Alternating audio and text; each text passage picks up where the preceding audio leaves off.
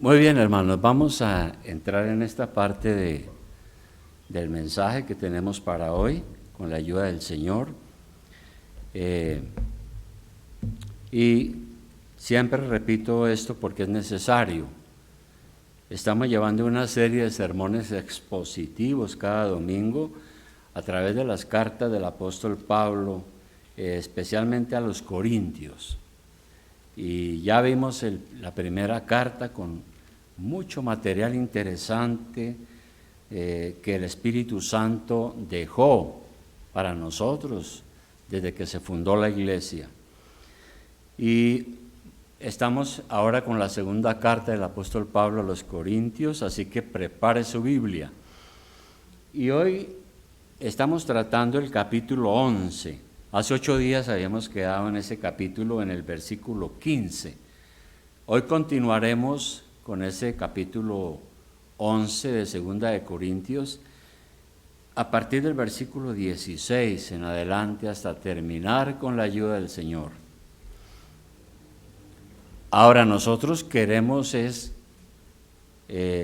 aprender aquí todo lo que el Señor dijo a través del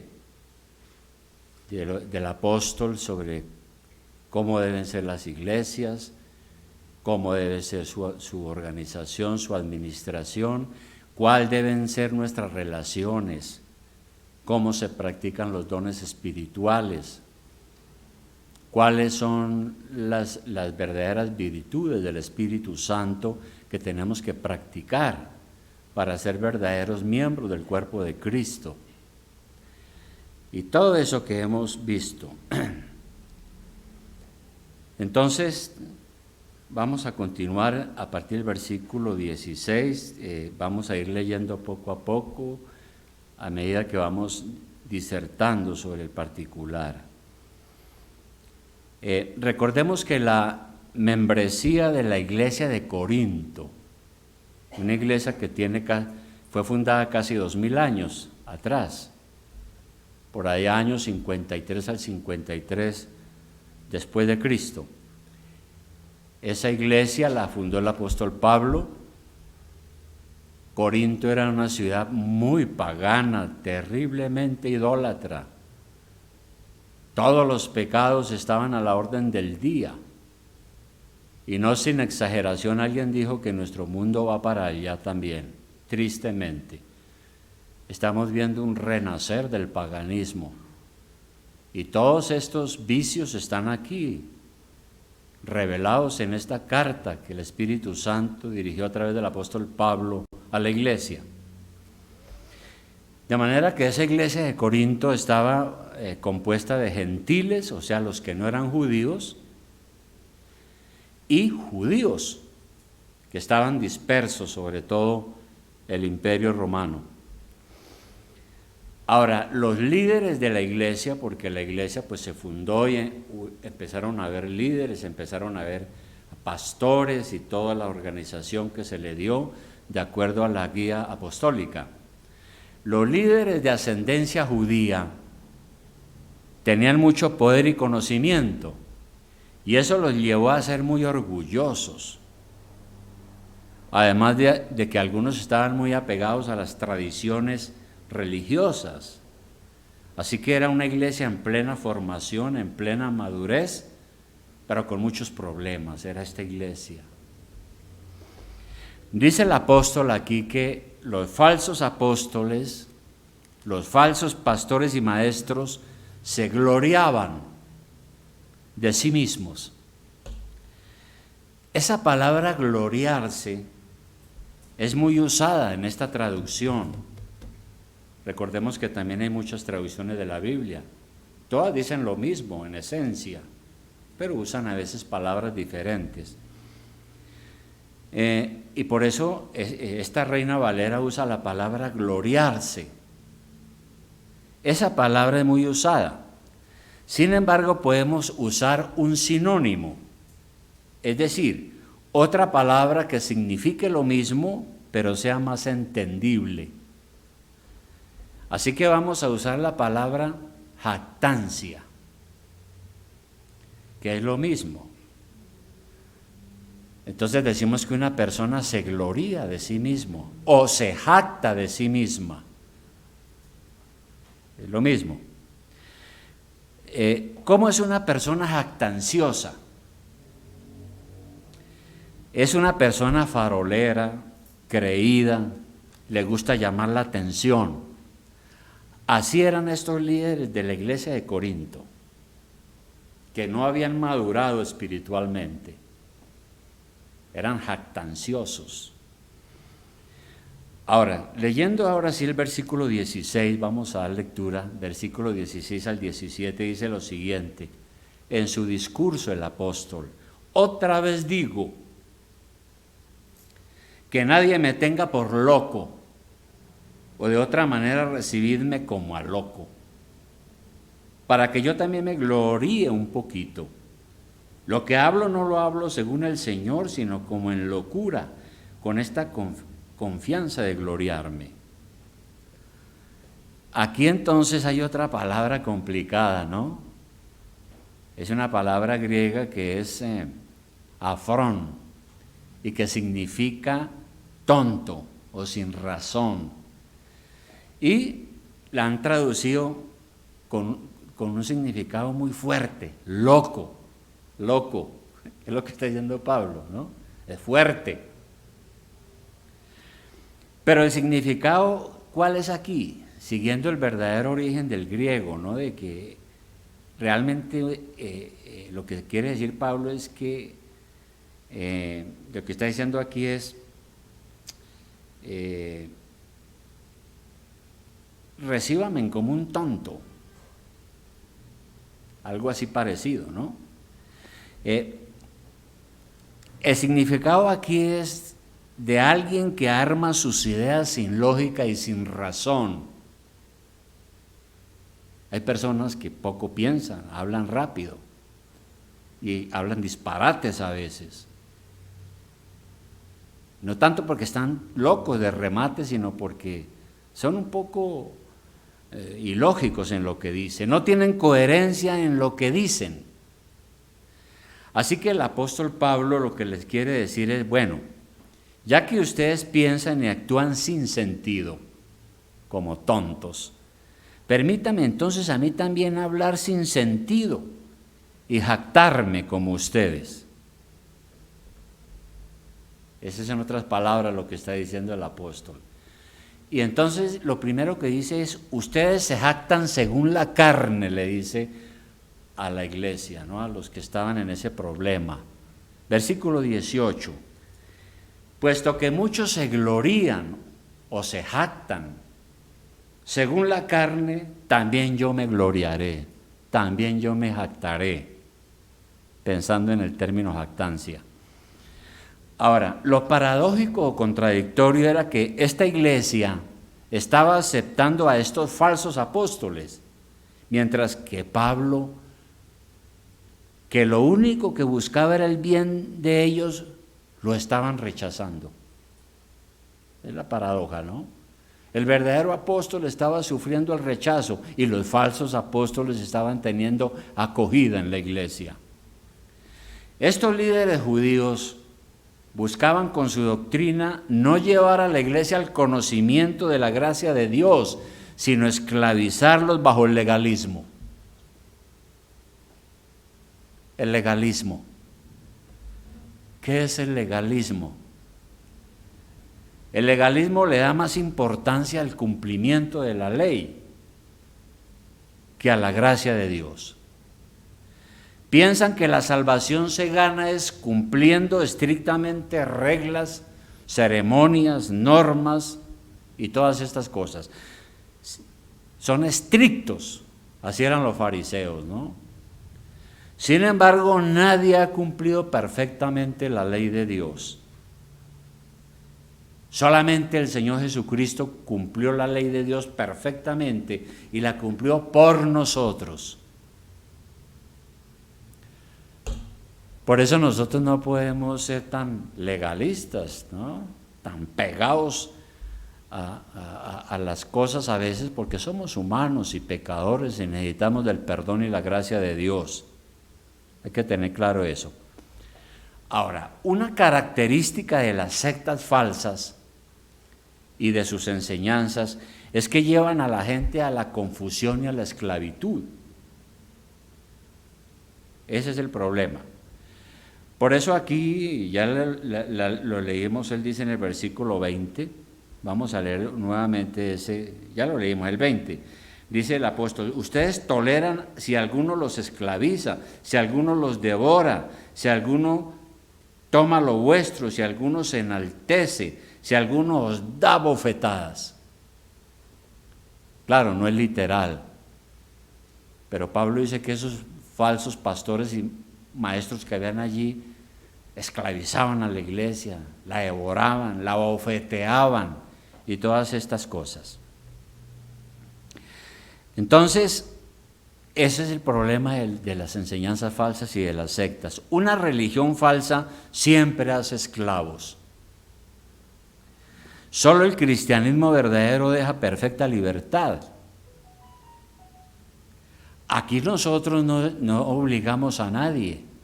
Nadie aquí en la iglesia puede decir que aquí lo obligamos a venir o que lo obligamos a muchas cosas, como hacen en las sectas, ¿no? Hay sectas donde usted obedece o se va. Son muy duras. Aquí tenemos libertad, pero todos los paganos son esclavos de sus sacerdotes, porque el sacerdote es lo máximo y se someten a él. Los fanáticos son esclavos de algún líder fanático, ¿no? Y dan su vida por él. Todos los que abrazan el error son esclavos de sus guías espirituales. Pues bien, eso estaba pasando en Corinto, ¿no? Esos líderes judíos, falsos apóstoles, devoraban a las iglesias y la gente no se daba cuenta. Antes se sometían a ellos. Los falsos maestros eran dominantes y tenían poco respeto por las opiniones y los sentimientos de los cristianos en la iglesia. Y Pablo le dice a la iglesia entonces que ya que ellos soportan eso con tanta paciencia, permítanle entonces que él también hable un poco de él mismo, aunque para él hablar de él mismo era una tontería.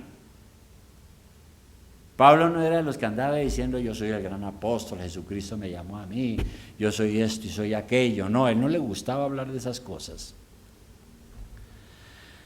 Ahora, el problema sigue hoy. Es interesante. La verdad, yo he oído y he sabido que los pastores de las mega iglesias son inmensamente ricos. En los Estados Unidos, aquí ya en Colombia hay un poco de archimillonarios. En los Estados Unidos hay evangelistas que tienen jet privado. Y aquí también ya hay unos muy ricos, especialmente entre los carismáticos. Porque en estas iglesias el pastor es un líder autocrático. Se hace lo que él diga y punto. Y en su codicia esclavizan y devoran sus congregaciones. Y las iglesias se los aguantan, los toleran. Es impresionante, ¿no? Casi los tratan como a Dios mismo. Y tal vez sea precisamente por la ignorancia doctrinal que hay en la mayoría de los miembros de las iglesias. De manera que Pablo le dice entonces a la iglesia en esta carta, permítanme entonces hablar con osadía, al igual que ustedes. Versículo 21. Entonces, sigue diciendo Pablo aquí, para vergüenza mía lo digo, para eso fuimos demasiado débiles, pero en lo que otro tenga osadía, hablo con locura, también yo tengo osadía, dice él. ¿Qué significa ser osado? Ser uno osado. Significa ser atrevido, sin miedo. Los falsos apóstoles eran osados porque se atrevían a jactarse de lo que no eran. Como dice el dicho, tenían agallas para mentir, figurar, aparentar, ¿no? Pastor me decía eso hace un tiempo, me decía, hay algunas iglesias donde los pastores no tienen agallas para pedir plata. Tremendo. Bueno, para aparentar. Pablo le dice entonces, permítanme que yo también sea osado entonces, permítanme también jactarme. Ustedes hablan bellezas de ustedes mismos, hablan de sus proezas, de sus logros, de sus hazañas. Bien, permítanme a mí también jactarme un poco. Déjenme hablar como un hombre insensato. ¿De qué puedo jactarme? Dice Pablo. ¿De qué puedo jactarme? Ante esos rivales que tenían la iglesia, a quienes él llama falsos líderes. Pablo dice, yo me jacto del servicio cristiano. Ustedes se jactan de su etnia, le dice a ellos. Es decir, los judíos, por ejemplo, en la iglesia parece que se jactaban de eso, de ser judíos, de su origen hebreo. Y Pablo les dice entonces, bueno, yo también soy hebreo. Podemos mirar rápidamente Filipenses 3:5. Filipenses 3:5. Porque eso amplía lo que dijo Pablo sobre ese particular. Hebreos 3:5. Aquí también él está defendiéndose sobre esos que les gusta jactarse en la carne. Por eso aquí en el versículo 4 dice, aunque yo tengo también de qué confiar en la carne, si alguno piensa que tiene de qué confiar en la carne, yo más. Osado, Pablo. Circuncidado al 8º día, como judío. Y sabemos que la circuncisión significaba ser miembro del pacto en el Antiguo Testamento. Del linaje de Israel, de la tribu de Benjamín, hebreo de hebreos en cuanto a la ley fariseo, en cuanto a celo perseguidor de la iglesia, en cuanto a la justicia que es en la ley, irreprensible, dice él. Ese era Pablo, ¿no? Entonces le dice a ellos, ustedes se jactan de muchas cosas de ustedes, yo también. Ustedes se jactan de ser israelitas. Y ser israelita, pues era ser miembro del pueblo de Dios.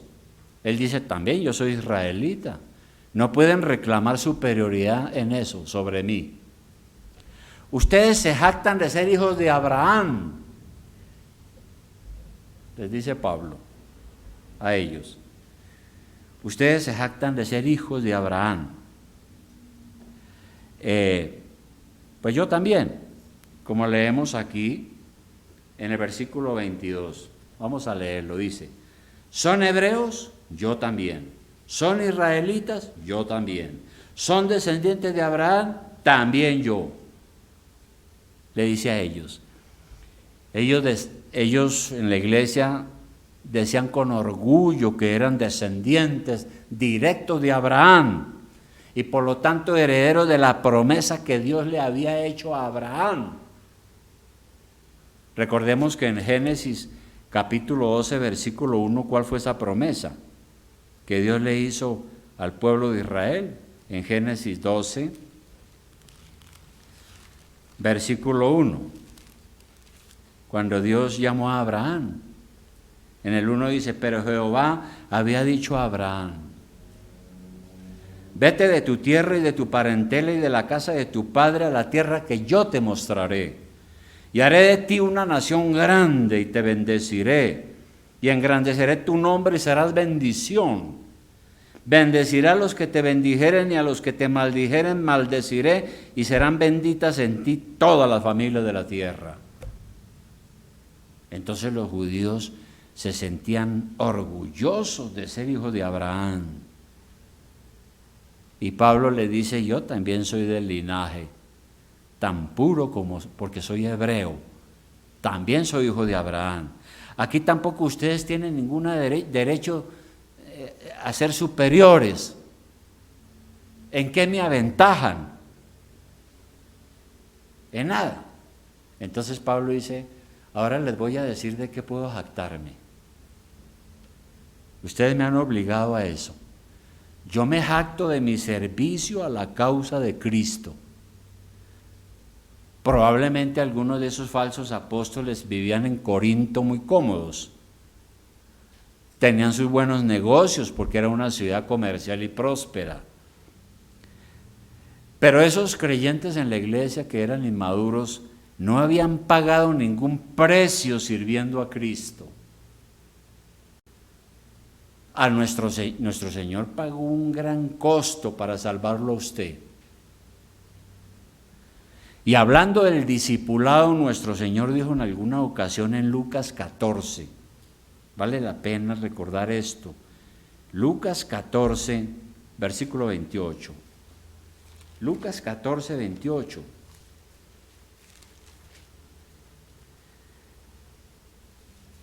Leemos desde el 25.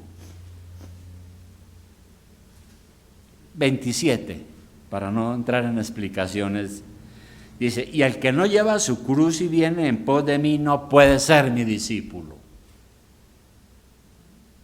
¿Y en qué consiste llevar la cruz? Dice en el 28.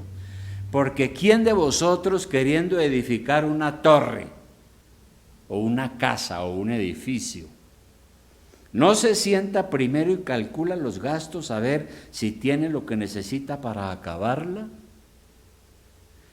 No sea que después que haya puesto el cimiento y no pueda acabarla, todos los que lo vean comiencen a hacer burla de él, diciendo, este hombre comenzó a edificar y no pudo acabar. Entonces el Señor Jesucristo dice que antes de seguirlo a Él, nos sentemos y hagamos cálculos, como el que va a edificar una casa. ¿Qué es lo que cuesta seguir a Cristo y creer en Él? ¿Qué cuesta? Es lo que está diciendo el Señor, ¿verdad?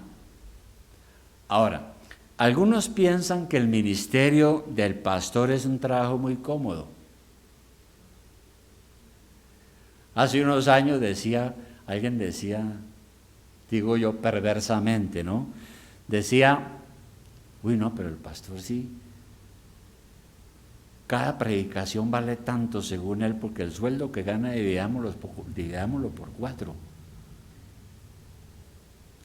Entonces, algunos piensan que el ministerio del pastor es algo muy cómodo. Los jóvenes, y lo digo porque yo pensaba así, cuando entré a la edad de 24 años, los jóvenes ingresan al ministerio pensando que esto es una vida fácil, ser pastor.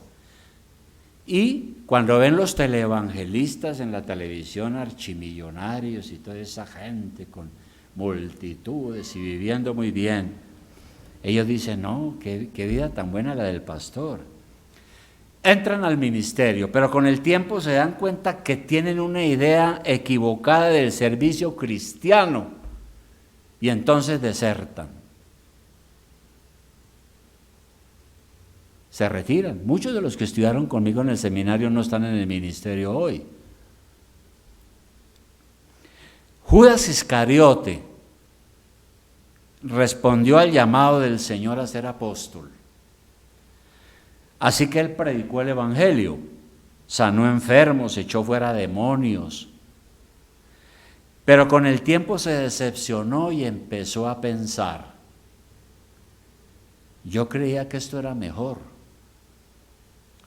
Me piden que entregue mi vida por la causa, pero yo veo es que esto es un moridero.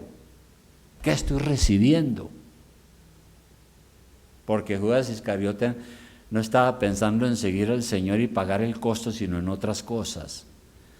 Y por eso robaba de la tesorería y finalmente vendió al Señor por 30 piezas de plata. Fue alguien que respondió al llamado de Dios, pero no calculó el costo de lo que significaba eso. Así que Pablo entonces, él se sigue jactando de lo que le ha costado seguir al Señor. Entonces Pablo saca sus credenciales. ¿Qué es una credencial? Es un documento que lo acredita a uno como una persona capaz de desempeñar una función. Entonces uno va, para darse a conocer, uno muestra sus credenciales, su experiencia, lo que ha hecho, lo que ha vivido, para que la gente le crea. Y Pablo entonces saca sus credenciales aquí. Su servicio ha sido bajo torturas. Versículo 23. Sigue Pablo diciendo, ¿son ministros de Cristo? Se lo dice a esos que estaban en la oposición dentro de la iglesia. ¿Son ministros de Cristo? Como si estuviera loco hablo. Yo más. En trabajos más abundantes, en azotes sin número, en cárceles más, en peligro de muerte muchas veces. De los judíos 5 veces he recibido 40 azotes menos 1. 3 veces he sido azotado con varas, 1 vez apedreado. Ese era el costo de Pablo. Así que le dice a la iglesia, ¿cuál es el costo que ustedes han pagado para seguir a Cristo? Entonces él estuvo bajo torturas. Los delincuentes en ese entonces eran castigados con varas de madera. 3 veces le había pasado eso a Pablo. Él había recibido 40 azotes menos 1, dice aquí, y eso fue un castigo judío. Uno encuentra eso en Deuteronomio 25:1. En Deuteronomio 25:1, vale la pena mirar un momentico, 25:1 dice lo siguiente: si hubiere pleito entre algunos, era la ley en la antigüedad, si hubiera pleito entre algunos y acudieran al tribunal para que los jueces los juzguen, estos absolverán al justo y condenarán al culpable. Y si el delincuente mereciera ser azotado, en esa época era así, entonces el juez le hará echar en tierra y le hará azotar en su presencia. Según su delito será el número de azotes. Se podrá dar 40 azotes no más. No sea que si lo hirieren con muchos azotes más que estos, se sienta tu hermano envilecido delante de tus ojos. Eran las regulaciones de los castigos. Entonces la pena normal eran 40 azotes, no se podían exceder. Por eso llegaban a 39 nomás. Y algunos no daban sino 39 azotes porque podían morir en medio de la paliza. Cada latigazo rompía la piel y hacía sangrar. Y Pablo dice que él sufrió todos estos azotes por seguir a Cristo. Una vez fue apedreado. En Hechos de los Apóstoles dice que lo sacaron de la ciudad, eso fue en Listra, y le dieron piedra hasta que quedó ahí pálido en el suelo, y ellos dijeron, no, ya lo matamos, ya está muerto, vayámonos. Y resulta que no había muerto. Estuvo bajo peligro de muerte, dice aquí en el versículo 26, sigue diciendo, 3 veces he padecido naufragio, 1 noche y 1 día he estado como náufrago en alta mar, en caminos muchas veces, en peligro de ríos, peligro de ladrones, peligro de los de mi nación, peligros de los gentiles, peligros en la ciudad, peligros en el desierto, peligros en el mar, peligros entre falsos hermanos. Entonces Pablo estuvo 3 veces náufrago. Náufrago 1 día y 1 noche, probablemente en alguno de sus viajes misioneros, ¿no? Y se imagina lo que es uno por ahí colgado, aferrado a un pedazo de madero, flotando en el mar 1 noche entera. Lo pueden comer los tiburones. En caminos muchas veces, porque había que atravesar grandes caminos y llegar a ríos donde se podía ahogar. Peligro de ladrones. Los caminos antiguos estaban infestados de bandidos que asesinaban a los viajeros para robarlos. Eso que estamos viendo en Bogotá, eso no es nuevo, hermano. Cuando llegaba a alguna región del imperio a predicar el evangelio, los primeros enemigos de él, ¿sabe cuáles eran? Los judíos, siendo el judío. Y también los que no eran judíos, porque lo veían como un intruso que llegaba a perjudicar sus intereses. Dice él, peligros en el desierto, expuesto al frío, a la lluvia, a la nieve, a las inclemencias del clima, expuesto a los animales salvajes que habitaban en esas montañas. Los viajes para él eran un riesgo de muerte, porque habían animales feroces. En la ciudad y en el mar enfrentó muchos peligros, y lo más doloroso, en las propias iglesias se enfrentó a los que eran falsos hermanos, porque en las iglesias a veces pasa eso, lamentablemente, hay algunos que no son verdaderos cristianos, no son verdaderos cristianos, duro. No eran verdaderos cristianos y estaban en la iglesia pero causando problemas, como los que le tocó enfrentar a él. Estuvo bajo sufrimiento físico entonces, versículo 27. Dice, en trabajo y fatiga, en muchos desvelos, en hambre y sed, en muchos ayunos, en frío y en desnudez. Cuando habla en ayunos no era ayuno y oración como hacen hoy, sino hambre. Pasó muchas noches de trabajo sin dormir. Probablemente tuvo momentos en que no tuvo que comer ni que beber. No tenía suficiente para calentarse, un lugar donde quedarse. Experimentó lo duro que es tener una escasez y no tener dinero para comprar la comida o para pagar un lugar donde uno pueda guarecerse del frío y de la desnudez. Todo eso padeció el apóstol.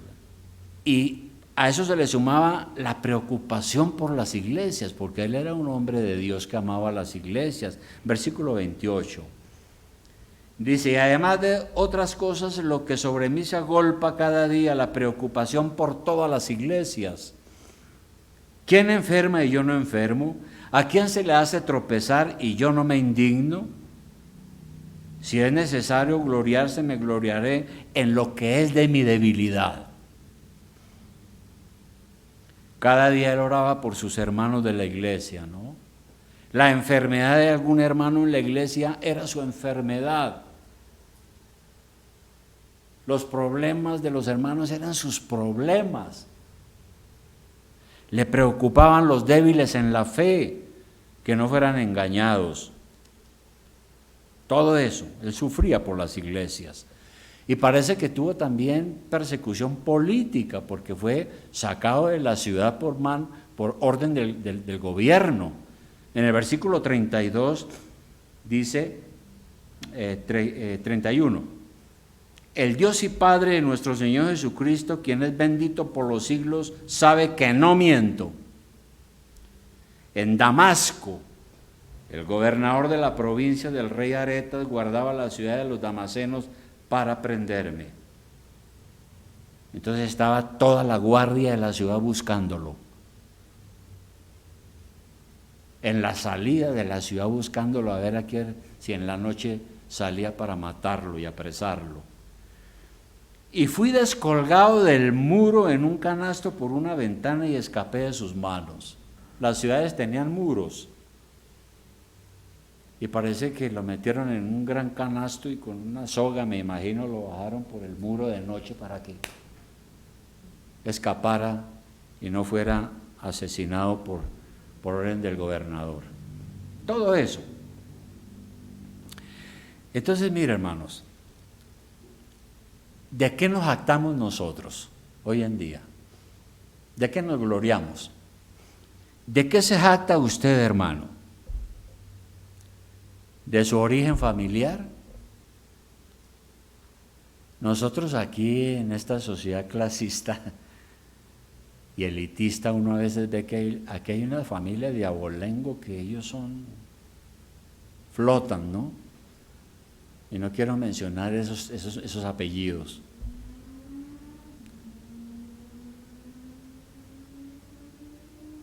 ¿De qué nos jactamos? ¿De nuestro origen familiar? ¿De nuestra educación? ¿De los títulos, de los posgrados y de los doctorados? ¿De qué nos jactamos? ¿De nuestra posición económica o social?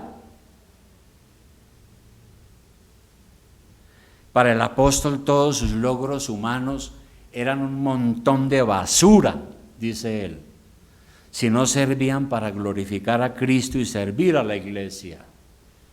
Él decía que todo eso que él había amasado en la vida para él era un montón de basura, porque lo más importante para él ahora era servir al Señor.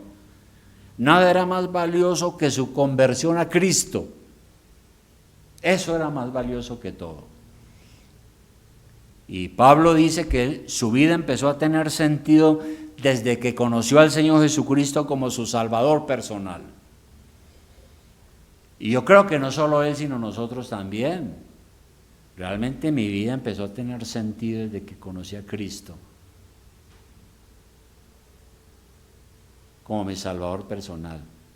Eso es lo más importante para mí. No lo es el dinero, no lo es los títulos, no los honores, no es que hablen bien de mí, no, eso no me importa. Es lo que el Señor Jesucristo ha hecho en la vida de uno. Eso es lo importante. Y termino recordando la parábola del hombre rico en Lucas 12, 16. Lucas 12, 16. Mire lo que dijo el Señor. Lucas 12, 16. También le refirió una parábola diciendo: la heredad de un hombre rico había producido mucho. Uno de esos hombres que empieza a prosperar, ¿no? Y la plata en el banco a crecer y las cuentas bancarias, ¿no? Y le va bien en los negocios, feliz. La heredad de un hombre rico había producido mucho. Y él pensaba dentro de sí diciendo: ¿qué haré? Porque no tengo dónde guardar mis frutos, mis cosechas, todo lo que yo produzco. Y dijo: esto haré, derribaré mis graneros y los edificaré mayores, y allí guardaré todos mis frutos y mis bienes. Y diré a mi alma, o sea, a sí mismo, ¿no? Alma, muchos bienes tienes guardados para muchos años. Repósate, come, bebe, regocíjate, vista bien, coma bien, vaya a cruceros, vaya a grandes paseos, goce la vida. Para eso tiene harta plata. Pero Dios le dijo: necio, esta noche vienen a pedirte tu alma, y lo que has provisto, ¿para quién será? Porque esa misma noche que estaba pensando en eso le dio un infarto cardíaco, hermano. Probablemente. Así es el que hace para sí tesoro y no es rico para con Dios. Entonces, ¿de qué sirve si gana todas las cosas de este mundo y se pierde en el infierno? La pregunta. Sintámonos orgullosos de ser miembros del cuerpo de Cristo, orgullosos de que Él nos tenga por ser fieles y porque nos permita servirle al Señor. Entonces, hermano, termino con esta pregunta: ¿cuál es el precio que hemos pagado para servir al Señor? ¿Cuál es el precio que hemos pagado? ¿Cómo ha servido usted al Señor en la iglesia? Es la pregunta. Cuando veo la historia de los mártires por causa del Evangelio, no solamente los del primer siglo, sino los de la época de la Reforma, las masacres que se hicieron y lo que sufrieron muchos cristianos, cuando veo eso o leo eso, pienso qué poco hemos sufrido realmente por la causa de Cristo. Qué poco hemos sufrido. Y si de pronto tenemos que enfrentar menosprecio, burlas, persecución, estemos preparados. porque al mundo le parece que somos personas raras, ¿no? Uno habla con la gente y dice, esta gente, ¿cómo así? No toma trago, no tiene mujeres, es fiel a su esposa, eso es fieles al trabajo, son honrados. Qué gente tan rara, ¿no? Pues el apóstol Pedro lo dijo en Primera de Pedro 4:2. Primera de Pedro 4:2. Primera de Pedro 4:2. Él dijo lo siguiente. Dice que nosotros, ¿no? Dice, para no vivir el tiempo que resta en la carne, o sea, en el pecado, conforme a las concupiscencias de los hombres, sino conforme a la voluntad de Dios. Baste, dice él, suficiente ya el tiempo pasado para haber hecho lo que agrada a los gentiles, o sea, los que no son cristianos, andando en lascivias, concupiscencias, embriagueces, orgías, disipación y abominables idolatrías.